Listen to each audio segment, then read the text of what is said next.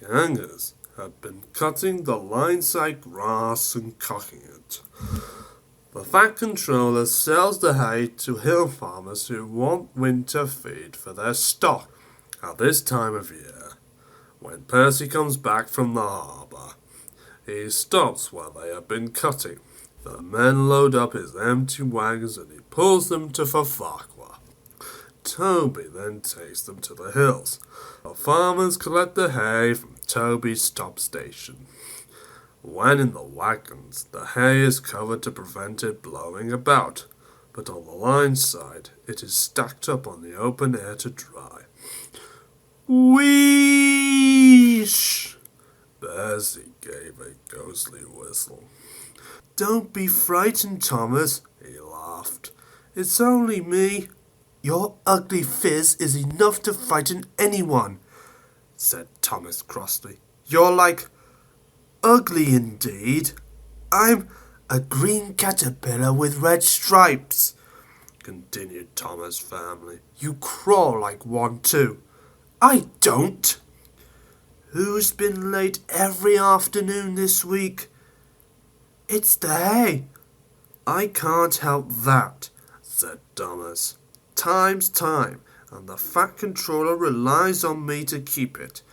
I can't if you crawl in the hay till all hours." "Green caterpillar indeed," fumed Percy. "Everyone says I'm handsome. At least nearly everyone. Anyway, my curves are better than Thomas's corners." He took his trucks to the harbour and spent the morning shunting. "Thomas says I'm always late," he grumbled. "I'm never late, or at least only a few minutes. What's that to Thomas? He can always catch up time further on." All the same, he and his driver decided to start home early. It was most unfortunate that, just before they did, a crate of treacle was upset all over him. They wiped off the worst, but he was still sticky when they puffed away. The wind rose as they puffed along. Soon it was blowing a gale. "Look at that!" exclaimed the driver. The wind caught the piled hay, tossing it up and over the track. The gangers tried to clear it, but more always came. The line climbed here. "Take a run at it, Percy," his driver advised, so whistling warningly, Percy gathered speed. But the hay had made the rails slippery, and his wheels wouldn't grip. Time after time he stalled with spinning wheels and had to wait till the line ahead was clear before he could start again. The signalman climbed a telegraph pole. The station master paced the platform. Passengers fussed, and Thomas seethed impatiently. 10 minutes late! I warned him! Passengers will complain, and the Fat Controller—" the signalman shouted. The station master stood amazed. The passengers exclaimed and laughed as Percy approached. "Sorry, I'm late," Percy panted. "So I should hope," scolded Thomas.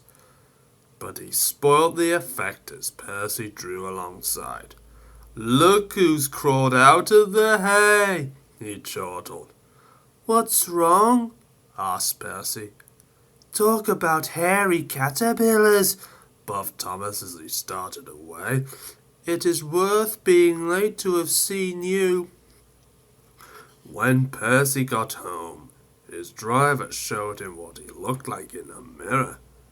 "Bust my buffers!" exclaimed Percy. "No wonder they all laughed. I'm just like a woolly bear. Please clean me before Toby comes." But it was no good. Thomas told Toby all about it, and instead of talking about sensible things like playing ghosts, Thomas and Toby made jokes about woolly bear caterpillars and other creatures which crawl about in the hay. They laughed a lot, but Percy thought they were really being very silly.